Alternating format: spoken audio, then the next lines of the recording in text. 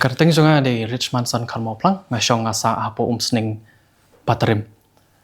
Te ngalas dang yene ngakam Khapshñiuh kade haus nem arajar arpuar.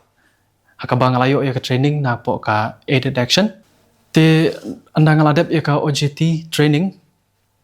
imam jas iba penika nga ipa yang ban interview ka hapo kawe ka salon industry hani hapo fabricate te hangte ngayo ban tre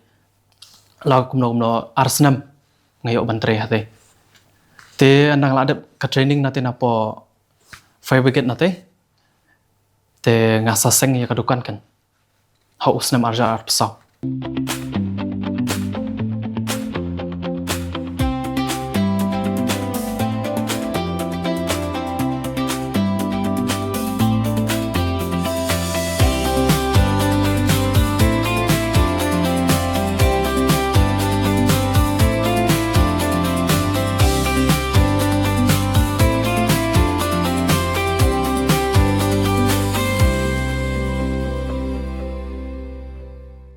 Ngabu ya kaneka dukan Khapshñiuh kabakar tengka hair hop Unisex Salon kadai nakadaw ba syatesha Umsning ngimpat don ka Unisex ngidang don tangki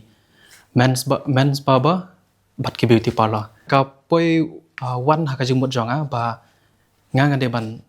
le ngade ban sedang dok manga ya kaneka Unisex Salon hakabai dei ba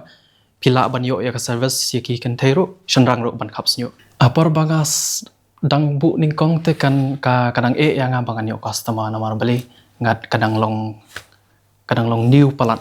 te kibreu ki kan kam ya kibreu bakin song thu bakan bakade ka Unisex Salon ki kin don ka to ka jing song per habade bat ka ban ningkong kan ki don ka jing song per namar beli idon lam shenrang ki lang kan thai te nga long ban adjust he ningkong te kade after 3-4 months bangas sungthu ba kelas dang wandur kaneka business jonga ngalas dang yo ki customer ngalas dang yo ki permanent customer jonga